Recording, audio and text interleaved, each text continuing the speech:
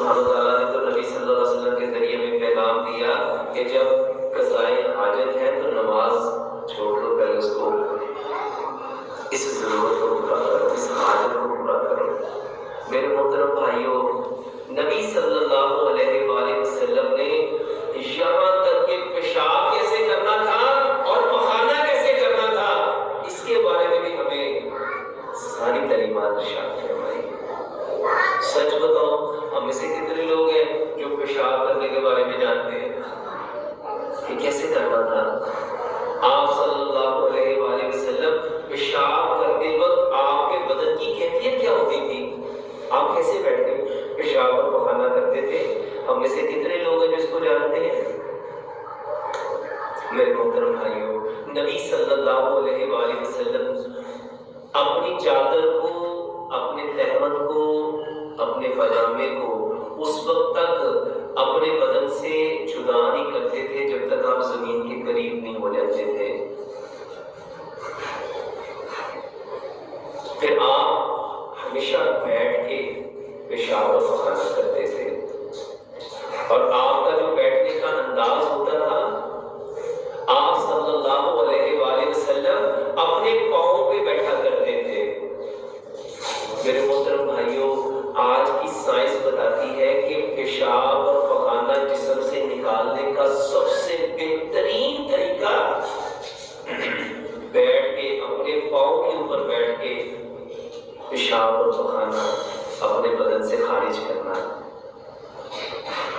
اس کو سائنس نے 35 کا اینگل کہا ہے کہ جو بندہ زمین پہ بیٹھتا ہے، اس کو سائنٹیفکلی سمجھو، جب ہم پاؤں پہ بیٹھیں گے تو سارا پریشر کہاں پہ آئے گا؟ یہ تھائی جو ہے یہ میرے پیٹ کے بیلی کے مسلز کو کیا کرے گی؟ پریس کرے گی۔ زمین میں فورس آف گریوٹی ہے، زمین پہ کشش ثقل ہے، اور میرا یہ جو گال بلیڈر ہے، یہ جو میرا مثانہ ہے، یورینری بلیڈر جو ہے، میرا یہ یورینری بلیڈر، یہ جو میرا مثانہ ہے، اس کے اوپر جب میرے ٹانگوں سے پورا پریشر پڑے گا اور میرا پیٹ میرے ٹانگوں کے رانوں کے ساتھ مل کے جب پریشر بلڈ اپ کرے گا تو آپ کی ریکٹم بھی کھل جائے گی، اور آپ کا جو یوریتھر کینال ہے میرے محترم بھائیوں، اس کو آسانی کے ساتھ پیشاب اور پخانے کو آپ کے بدن سے خارج کر دے گا۔ لیکن ہم نے کیا کیا؟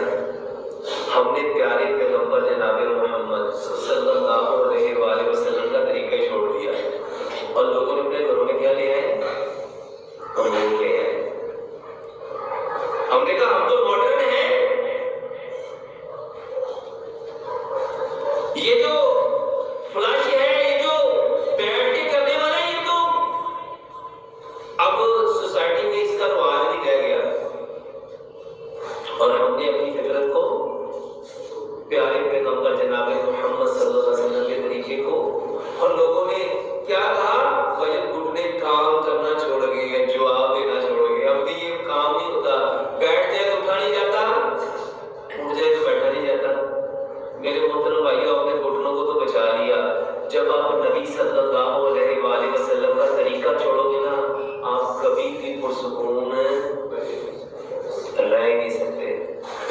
اللہ کی قسم، یہ پیشاب اور پخانا اگر اچھی طرح آپ کے جسم سے نکل جائے تو آپ کے جوڑوں کا درد ختم ہو جاتا ہے،